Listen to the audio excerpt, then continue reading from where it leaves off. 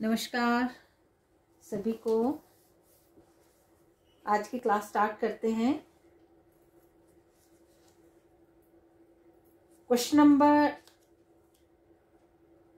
12 तक हमने किया रेशियो एनालिसिस का। 13th क्वेश्चन करेंगे। लिक्विडिटी रेशियो ही चल रही है, थोड़ी सी 2-4 क्वेश्चन करेंगे इसके। Question number 13,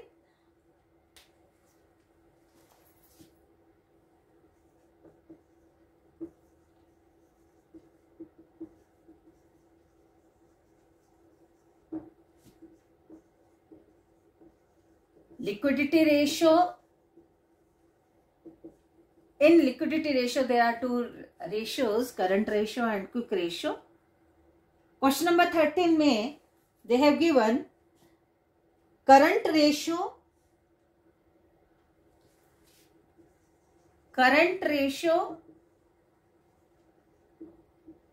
5:2, working capital ratio, working capital working capital 81,000. You have to calculate current assets and current liability. Current ratio में दो चीजें रहती है, करंट एसेट और करंट लायबिलिटी। और करंट एसेट और करंट लायबिलिटी का ही कुछ रिलेशन वर्किंग कैपिटल से होता है। मतलब working capital is equal to current asset minus current liability. अगर इस रेशियो, कैलकुलेटेड रेशियो में हम देखेंगे तो 5 पार्ट करंट एसेट के हैं तो 2 पार्ट करंट लायबिलिटी के हैं, तो वर्किंग कैपिटल 3 पार्ट की है। अब हमारे पास ये दो चीजें होने के कारण, इन रुपीज में ये वर्किंग कैपिटल होने के कारण, we can calculate current asset, the amount of current asset and current liability. इसलिए हमें अमाउंट को इस तरफ रखना पड़ेगा, राइट हैंड साइड में।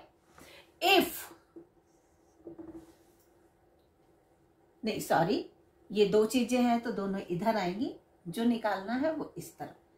If working capital is 3, then current asset is equal to 5. If working capital is 1, then current asset 5/3. If working capital is 81,000, then current asset will be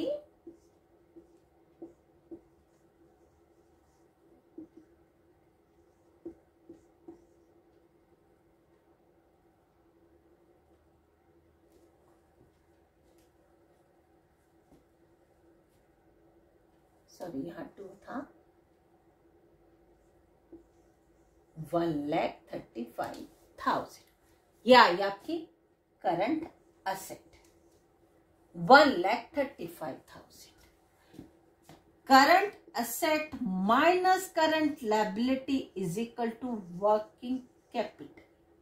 हमारे पास दो चीजें हैं, करंट एसेट भी है, amount of working capital भी है। We can calculate current liability 1,35,000 minus current liability is equal to 81,000, that is working capital.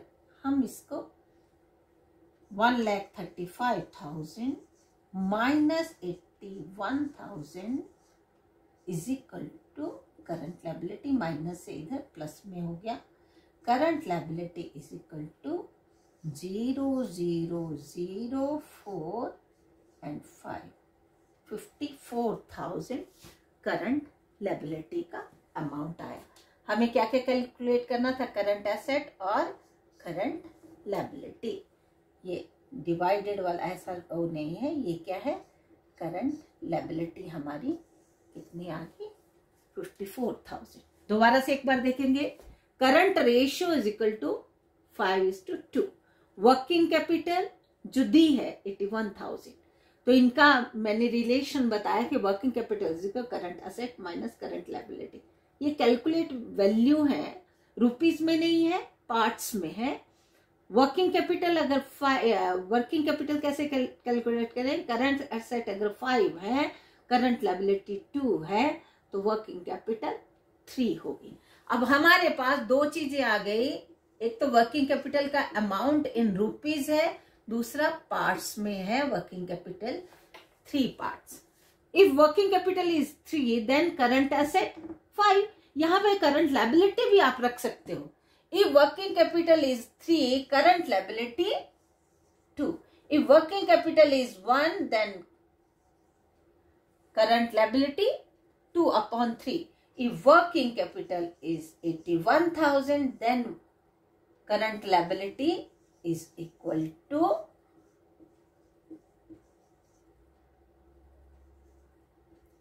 54,000. तो हम यहां पे फिर क्या करेंगे, करंट लायबिलिटी को इधर रखेंगे और हमारे पास current liability, current asset calculate हो जाएगी। कैसे?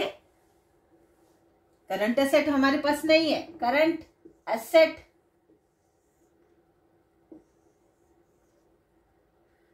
Asset minus current liability is equal to working capital. Current asset नहीं है, करंट लायबिलिटी 54,000 है, 81,000 वर्किंग कैपिटल है। Current asset is equal to 81,000 plus 54,000, 0,00531, 1,35,000। चाहे आप करंट एसेट कैलकुलेट करो इधर, चाहे तुम करंट लायबिलिटी इधर कैलकुलेट करो, किसी भी तरह, मैंने दोनों तरह से आपको बता दिया, आपका क्वेश्चन सॉल्व हो ही जाएगा।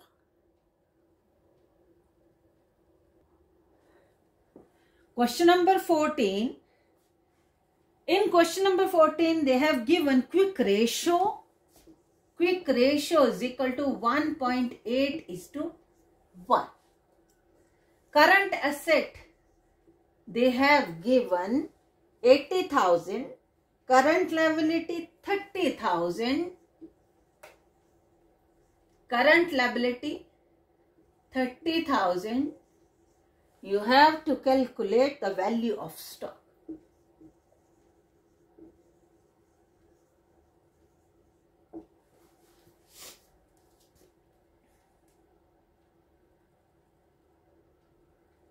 वैल्यू ऑफ स्टॉक हमें कैलकुलेट करना है।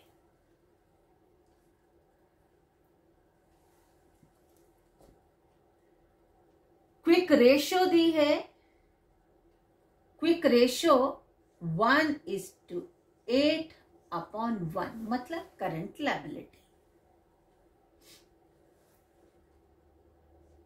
Is equal to quick asset upon current liability.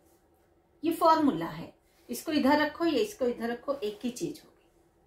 1.8/1 is equal to quick asset upon current liability 30,000।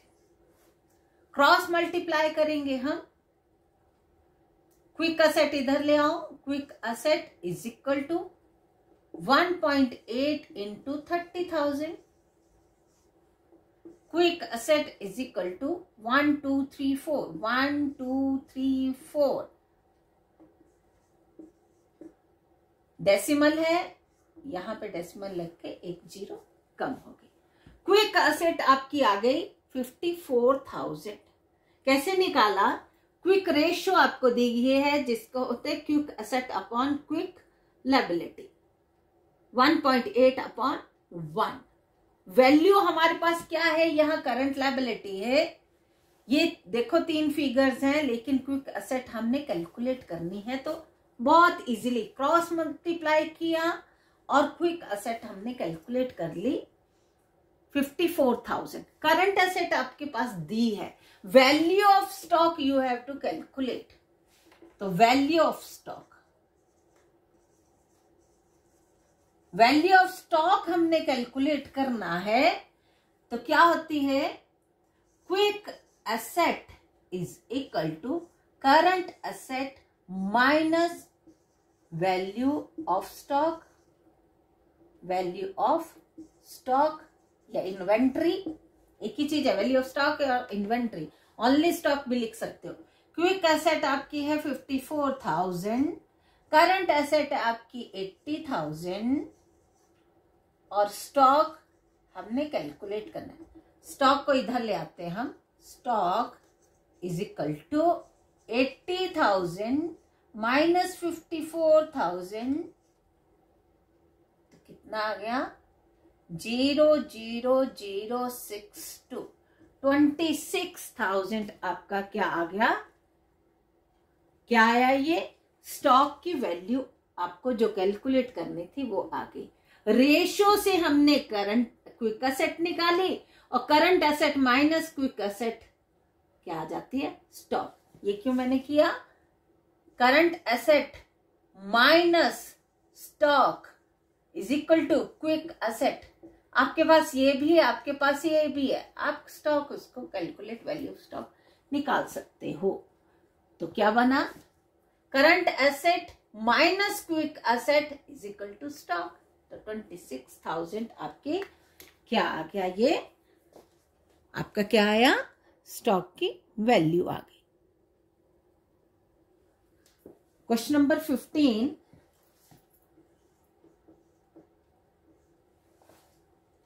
Question number 15 में करंट लायबिलिटी दी है, करंट रेशियो दी है, लिक्विड रेशियो दी है और आपको स्टॉक की वैल्यू निकालनी है।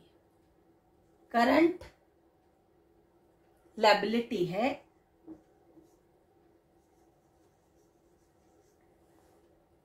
10 लाख, करंट रेशियो दी है 3:1, current asset upon current liability is equal to 3/1, current asset current liability, current asset is equal to 3/1, current liability है 10 लाख। तो करंट एसेट कितनी आ गई आपके, क्रॉस मल्टीप्लाई किया 30 लाख आ गई, 30 लाख। करंट एसेट हमने कैलकुलेट कर ली 30 lakh.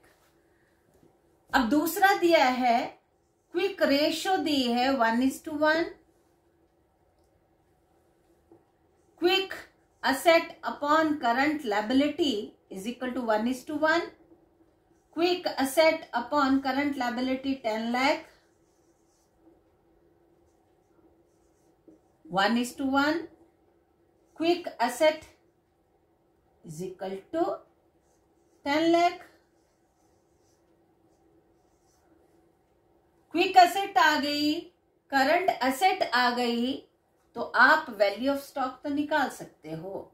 Current asset minus stock is equal to quick asset, 30 lakh minus 10 lakh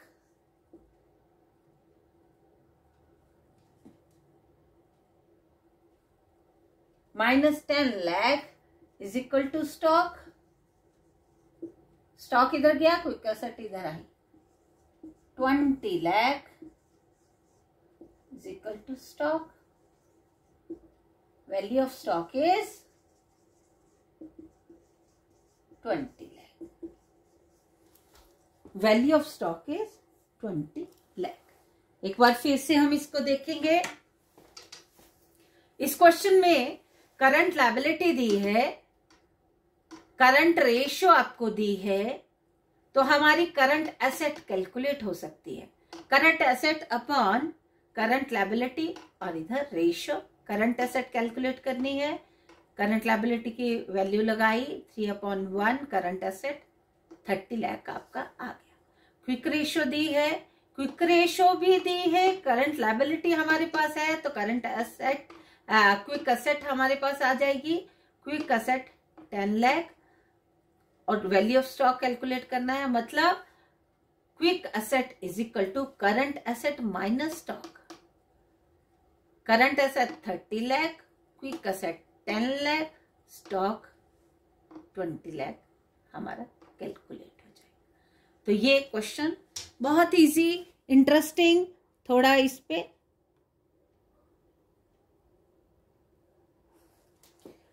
question number 16 बहुत इंटरेस्टिंग। क्वेश्चन नंबर 16 में करंट एसेट 2 लाख दी, करंट लायबिलिटी, हाँ, करंट लायबिलिटी हमें कैलकुलेट करनी है। देखो उसने क्या बोला कि 40,000 करंट लायबिलिटी पे करने के बाद, after paying 40,000 of current liability, the current ratio will be 2:1. After paying current liability of 40,000, the current ratio will be 2:1. आप एक चीज ध्यान से देखना, करंट लायबिलिटी पता नहीं है हमें कितनी है, लेकिन उस करंट लायबिलिटीज में से हमने 40,000 पेमेंट कर दी तो हमारी करंट रेशियो 2:1 बन गई। ये है क्वेश्चन, थोड़ा ध्यान से समझने वाला। दोबारा से बताती हूं, करंट लायबिलिटी हमें पता नहीं है, लेकिन उसने बोला करंट लायबिलिटी क्या 40,000 जब हम पे करेंगे तो हमारी रेशियो 2:1 हो जाएगी। ऐसे लिख दो या 2:1 ऐसे लिख दो।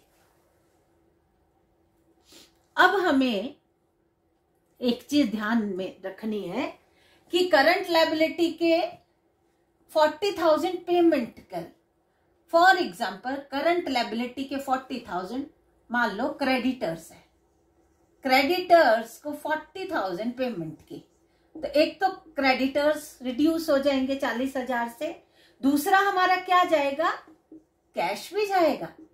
कैश की 40,000 पेमेंट कर जब हम करेंगे, हमारे कोई लेनदार है, उनके 40,000 रुपया देना है। जब हमने दे दिया तो एक तो हर ट्रांजेक्शन के डबल इफेक्ट है ना, कैश गया और क्रेडिटर्स कम हो गए, तो हमारी करंट रेशियो 2:1 रह जाएगी। देखो अब करंट असेट 2 लाख में से 40,000 कैश पेमेंट कर दी,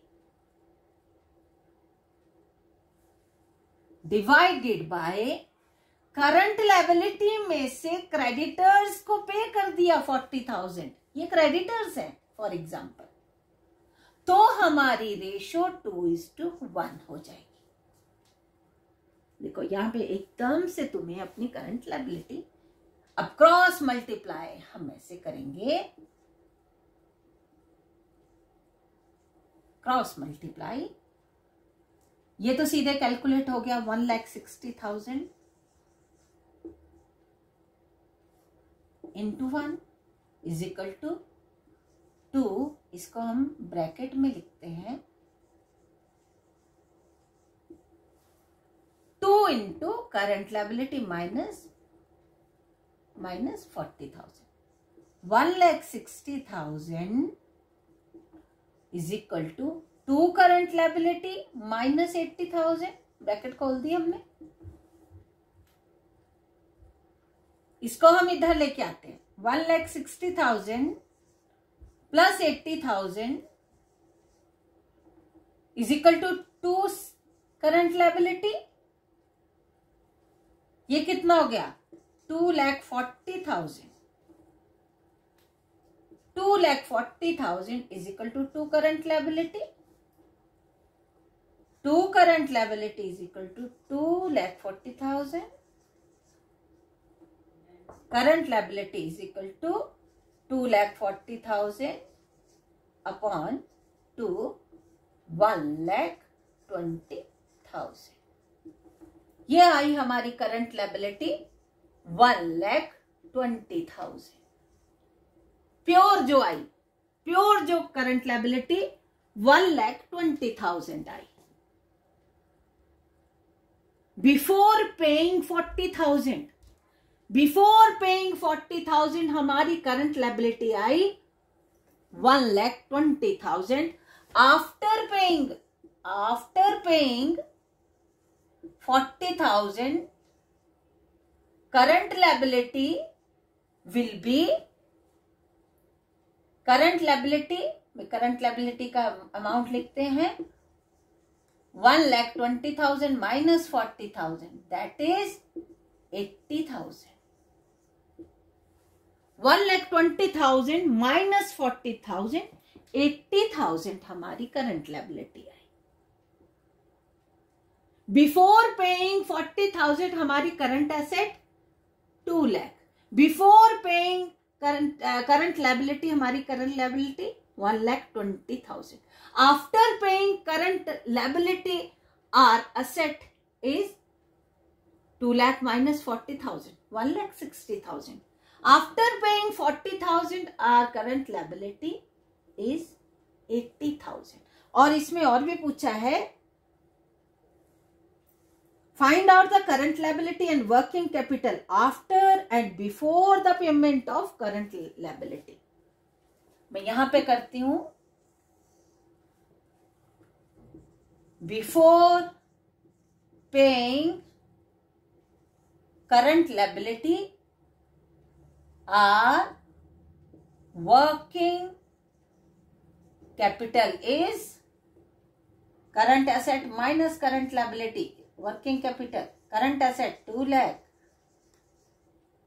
minus 80,000, minus 1,20,000, minus 1,20,000, 80,000. Working capital is 80,000. After paying current liability of 40,000, working capital is, after paying 40,000, current asset कितनी हो गई 1,60,000. ये करंट एसेट है. Minus after paying current liability is 80,000. Again working capital is 80,000. First answer, second answer. Before paying current liability of 40,000, working capital is 80,000. 2 lakh minus 1,20,000, 1,60,000 minus 80,000, 80,000. ये after paying, ये before paying. तो ये question था. एक बार मैं दोबारा से आपको समझा दूंगी. इस क्वेश्चन में हमें करंट एसेट दी है, करंट लायबिलिटी हमने निकालनी है. आफ्टर पेइंग उसमें क्वेश्चन में दिया है कि 40,000 की करंट लायबिलिटी पे करने के बाद हमारी करंट रेशियो ये रह जाती है. तो हमने यहां पे लगाया कि 40,000 की करंट लायबिलिटी पे की तो कैश भी गया और यहाँ क्रेडिटर्स भी कम हुए. Current liability as it is लिखा और 2:1 हमारी रेशियो बन गई. तो इसको माइनस करके 1,60,000 और इसको क्रॉस मल्टीप्लाई भी किया 2 into current liability minus 40,000. Cross multiply किया 2CL बन गया और 40,000 का 80,000 बन गया. यहाँ 2 लाख माइनस 40,000 1,60,000 बन गया. तो करंट लायबिलिटी ऐसे कैलकुलेट करते करते 2,40,000 2CL 2 current liability 2,40,000. Current liability कितनी आ गई 1,20,000 बिफोर पेइंग. अभी पे नहीं किए तो क्या आई current asset 2 lakh, current liability 1,20,000. अब पेमेंट करते हैं तो हमारी पेमेंट करने के बाद 40,000 की पेमेंट करनी है तो करंट लायबिलिटी 1,20,000 माइनस 40,000 80,000. और अगर बिफोर पेइंग करंट लायबिलिटी तो कितना होगा 2 lakh minus 2 lakh after paying. तो आफ्टर पेइंग 40,000 करंट लायबिलिटी आ गई 80,000. अब वर्किंग कैपिटल भी निकालनी है. ये देखो बिफोर पेइंग 1,20,000, आफ्टर पेइंग 80,000, ये करंट लायबिलिटी है दोनों, ये करंट लायबिलिटी 1,20,000 माइनस लायबिलिटी जो पे कर दी तो 80,000. Before paying current liability of 40,000 working capital our मतलब our working capital is current asset 2 lakh minus 1,20,000 80,000. After paying में करंट एसेट आ गई हमारी, ये पेमेंट करने के बाद करंट एसेट 1,60,000 माइनस 80,000, तो ये कितने बन गए 80,000. तो ये दोनों तरह से करेंगे तो वर्किंग कैपिटल 80,000 ही रहेगी. क्वेश्चन नंबर 17, इसमें current asset current liability 10 lakh और 4 lakh they have given.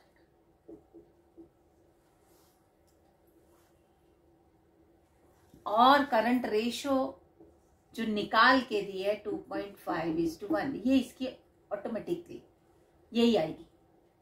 Current ratio is equal to 10 lakh upon 4 lakh, तो करंट रेशियो आपकी 2.5:1 ये आपको दिया है.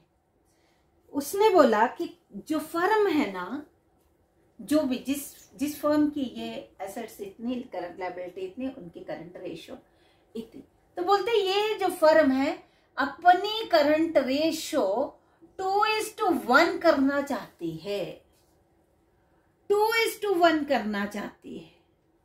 उसने बोला कि वो कितने asset, the accountant of firm is interested to maintaining a current ratio of 2:1 by acquiring some current asset on credit. You are required to suggest to him the amount of current asset which must be acquired for this purpose.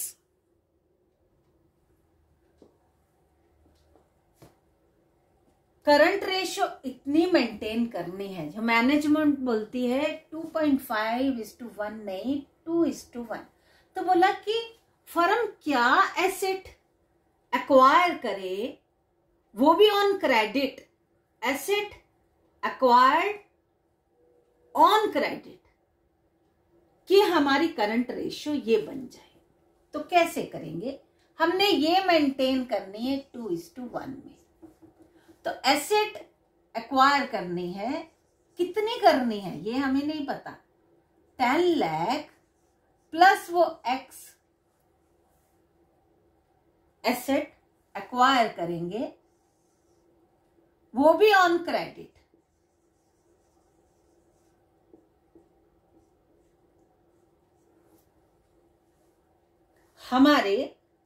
हमने purchase करनी है asset, तो हमारी asset बढ़ जाएगी, वो current asset बढ़ जाएगी, और ऑन क्रेडिट तो हमारे क्रेडिटर्स भी बढ़ जाएंगे, और हमारी रेशियो इतनी हो जाएगी. तो हमने अब ये वैल्यू निकालनी है. इसको क्रॉस मल्टीप्लाई किया तो 10 lakh plus x is equal to, इसको इससे क्रॉस मल्टीप्लाई किया है 8 lakh प्लस 2x. x को हम इधर ले जाते हैं, फिगर को हम इधर ले आते हैं. 10 lakh minus 8 lakh is equal to 2x minus x.